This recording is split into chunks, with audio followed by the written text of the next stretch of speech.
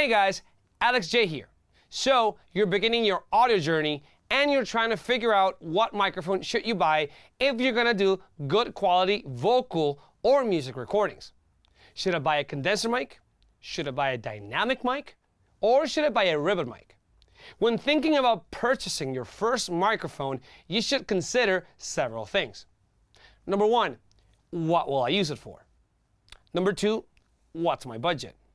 And number three, can I still use it in the future? So let's talk about purpose. What will you use it for? Strictly vocals? Multiple instruments? A good first choice is a versatile mic that can be used for a lot of different situations.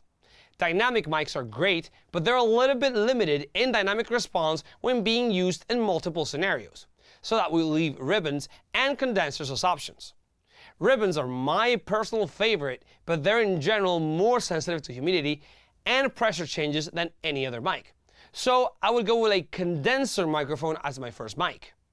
A condenser mic is pretty much the Swiss Army knife of microphones, as they can be used in almost any recording scenario. They're great at handling humidity and high SPL levels.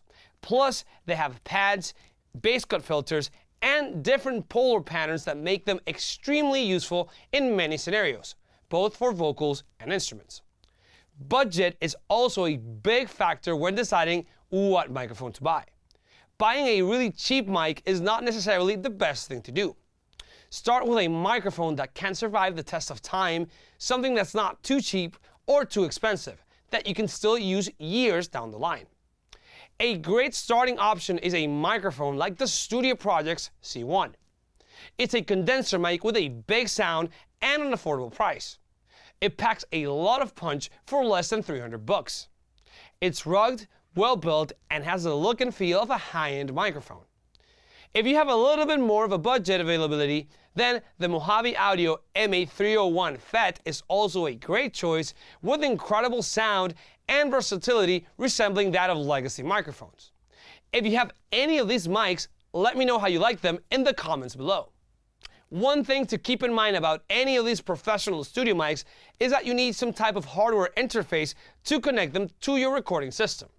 So if you're used to USB mics and all of that good stuff, and you've never connected a mic to your system using external hardware, get a nice interface with at least 2 channels of I/O, so if in the future you decide to record more than just vocals, you can have at least a stereo pair of channels to play with. So I hope all this information was helpful in your quest towards the purchase of your first mic. Don't forget to like this video and subscribe to our channel if you haven't done it yet.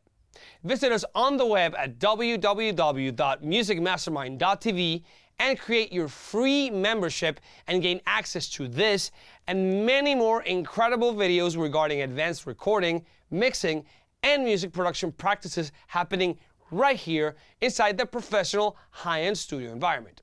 There's a lot of really cool content that you will not see anywhere else. That's it for now, but I'll see you very soon. Alex J here, over and out.